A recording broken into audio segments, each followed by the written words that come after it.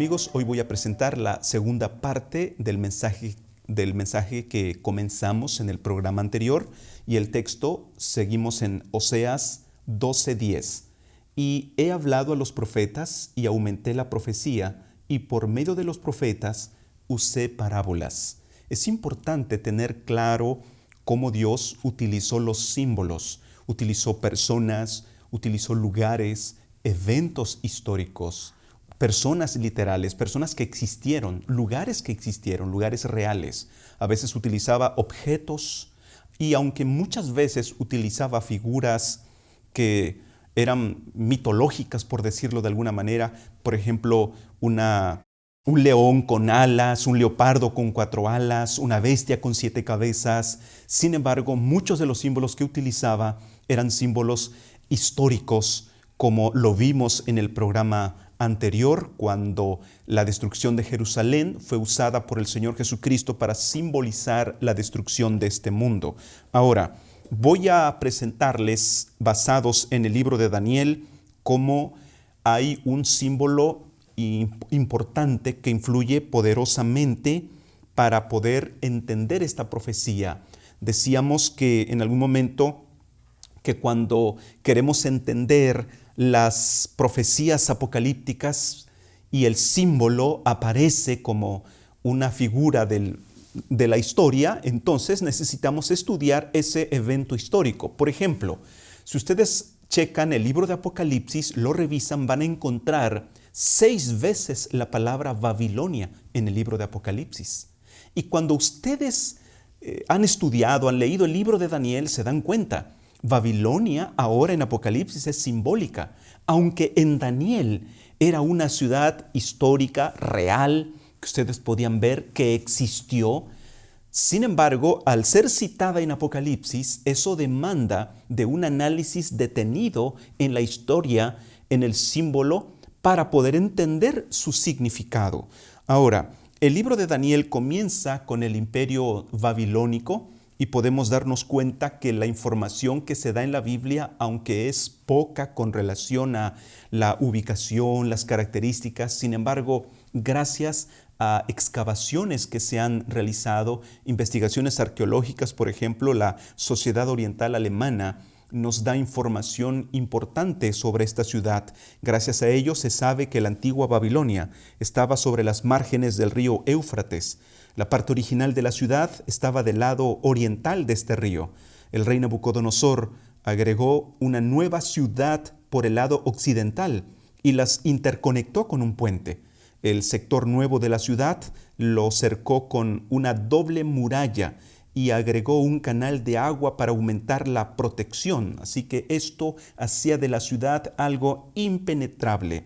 Quien veía la ciudad sabía que se trataba de una ciudad prácticamente inconquistable. Ahora, la ubicación y sus características le permitían a esta ciudad producir sus propios alimentos en el interior, sin necesidad de salir al campo, amigos. En la antigüedad, los ejércitos enemigos sitiaban las ciudades. Cuando los recursos en el interior se agotaban, entonces la ciudad se daba por vencida. Sin embargo, la historia de Babilonia era otra. Primero se le agotaban los recursos a cualquier ejército que intentara tomarles por sorpresa sitiándolos. Esta ciudad entonces, sin importar cuántos meses pudieran rodearla, no tenía ningún problema.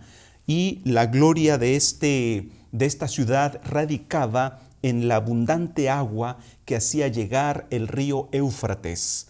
Ahora, quizá un testimonio contundente de esta capacidad de producir cultivos o vegetación en su interior gracias a su abundante agua del río Éufrates. Un testimonio de esto puede ser los famosos jardines colgantes que constituyeron una de las 7 maravillas del mundo antiguo.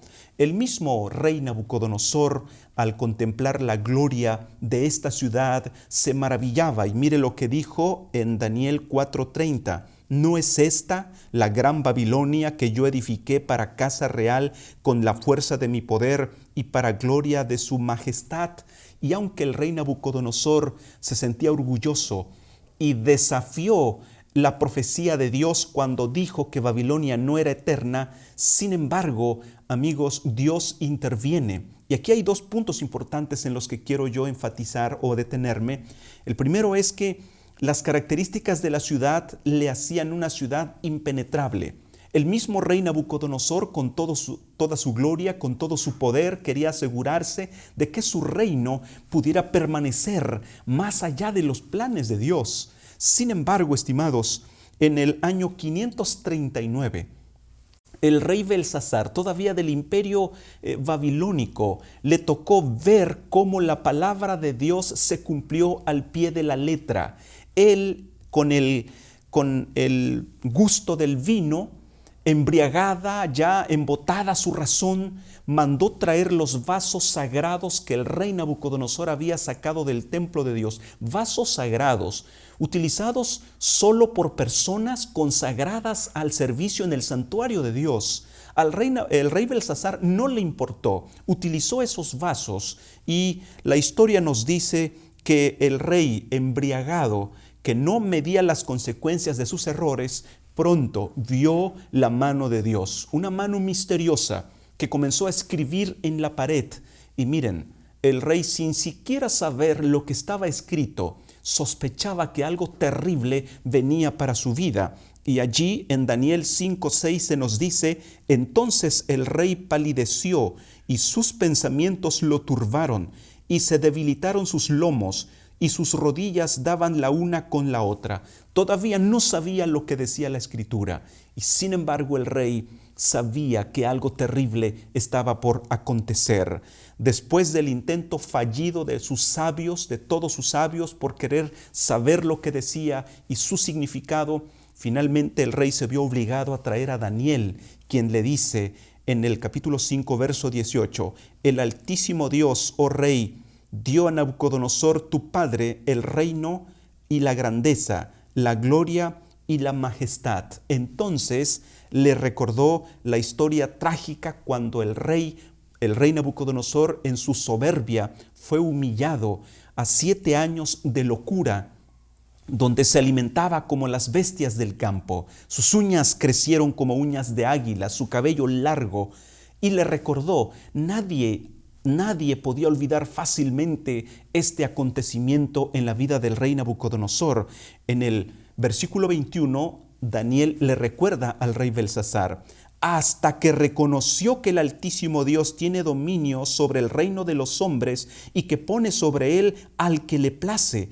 Y ahora Daniel le dice en el versículo 22, y tú, su hijo Belsasar, no has humillado tu corazón sabiendo todo esto. El verso 23, sino que contra el Señor del cielo te has ensoberbecido e hiciste traer delante de ti los vasos de su casa. El rey ahora está a punto de escuchar la sentencia. La sentencia estaba allí en Daniel 5, 26 al 28. Esta es la interpretación del asunto. Mene significa contó Dios tu reino y le ha puesto fin. Tekel, has sido pesado en balanza y fuiste hallado falto. Y Pérez, tu reino ha sido roto y dado a los medos y a los persas. Daniel 5:30 dice que esa misma noche se cumplió la palabra de Dios tal como se había profetizado. Babilonia no era para siempre. Babilonia fue interceptada por los medos y los persas, fue conquistada por los medos y los persas.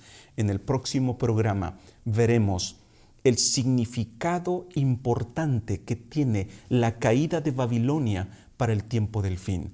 Por ahora, me resta agregar que nadie tiene derecho a vivir con incertidumbre cuando Dios nos ha revelado las cosas que han de ocurrir, no para asustarnos, no para amedrentarnos, sino para que al ver el cumplimiento de cada una de estas señales tengamos esperanza sabiendo que Dios sigue teniendo el control de este mundo. Así que amigos, inclinemos el rostro para pedir la bendición de nuestro Padre. Querido Dios y Padre nuestro, por favor, líbranos de desafiar tu palabra, de cuestionar tu profecía como Belsasar y como el propio rey Nabucodonosor lo hicieron. Ayúdanos a ser atentos, no solo a escudriñar tu palabra, sino aceptarla y vivir por fe, sabiendo que tienes el control de lo que ocurre en este mundo. Te lo rogamos en el nombre del Señor Jesucristo. Amén.